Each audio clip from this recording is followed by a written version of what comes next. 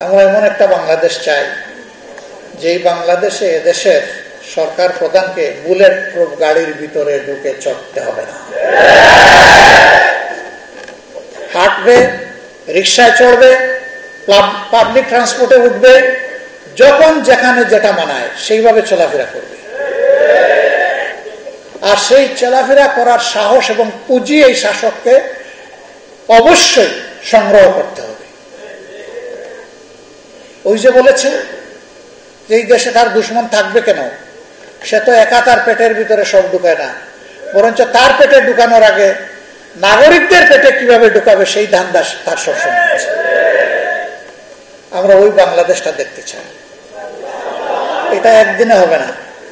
আবার দেখেন, আজকে আমি বক্তব্য দিয়ে যাচ্ছি, যদি 12, 13, 14 এরকম কোনো এক সময় ফেব্রুয়ারি মাসের আগামী বছর ইলেকশন হয়, আপনাদের সবার দয়া মনে করেন আমরা সরকার গঠনের সুযোগ পেলাম, আল্লাহ ভালো জানেন, আল্লাহ ভালো জানেন।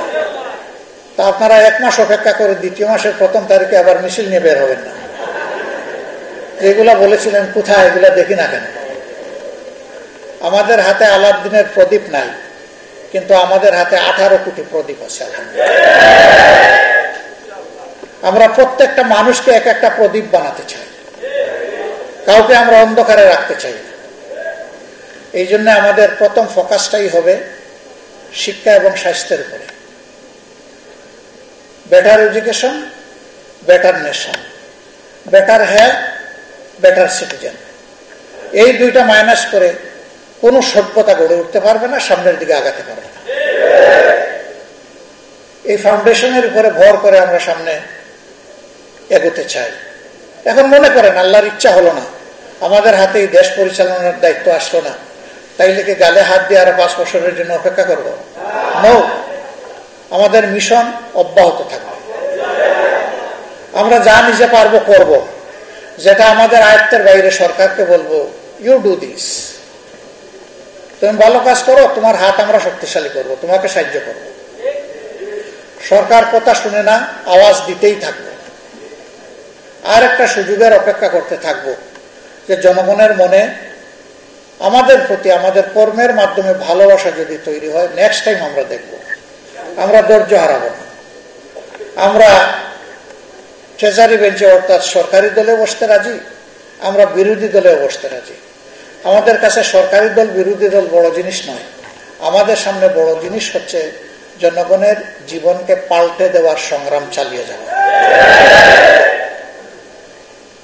এই জীবনটা নিজেরটা আমরা প্রথমে পাল্টাতে চাই, চেষ্টা করছি আমরা।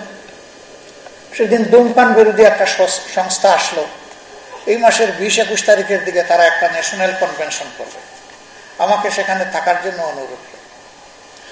তো তারা কিছু দাবিনামা 7-8 দফা নিয়ে এসেছে যে আমরা এগুলো ফোকাস করতে চাই। এর মাঝে এক জায়গায় লেখা আছে আইনকে আরো বেশি সুদৃঢ় করতে হবে, মানে এখন যা আছে আরো টাইট, এবং এটার আইনকে প্রয়োগ করে ধূমপান বন্ধ করার দিকে আগাতে হবে। আমি বললাম সে আইন দিয়ে তো ধূমপান বন্ধ হবে না, আইন তো এখনো আছে। পাবলিক স্পেসে কোথাও স্মোকিং করা যাবে না, এটি হচ্ছে বাংলাদেশের বিদ্যমান আইন। কেউ যদি করে 200 টাকা জরিমানা। আপনাদের চোখে কোথাও জরিমানা করতে কাউকে দেখছেন? পাবলিক স্পেসে স্মোকিং করে না? করে। আইন আছে, প্রয়োগ নাই। আমি বললাম যে উদাহরণ আরেকটা আছে পাশাপাশি। বাংলাদেশ জামাতে ইসলামের সাথে প্রাপ্তবয়স্ক নরনারী আছেন 3.5 কোটি। এটা আমাদের যারা স্বাক্ষর দিয়ে একমত পোষণ করে আমাদের সাথে জয়েন করেছেন, এটা তাদের নাম্বার। এর বাইরে যারা ভালোবাসেন, আমাদেরকে সমর্থন করেন, কিন্তু তারা স্বাক্ষর দিয়ে আমাদের সদস্য হওয়ার পূরণ করেন নাই, তারা এই সংখ্যাটা আরো বেশি। তাই আমি বললাম যে আমাদের এই টোটাল ম্যান পাওয়ারের মধ্যে আপনি কাউকে সিগারেটের একটা স্টিক টান দিয়ে ঠুটে নিতে দেখবেন না। একটা মানুষও স্মোকিং করে না, বরঞ্চ এদের সামনে কেউ স্মোকিং করলে এদের মাথা ঝিমঝিম করে। আমরা কিন্তু আইন করি নাই যে এই সংগঠন যারা করবে, আমাদের সাথে যারা সংযুক্ত হবে, তারা কেউ স্মোকিং করতে পারবে না, এই ধরনের কোনো আইন নাই।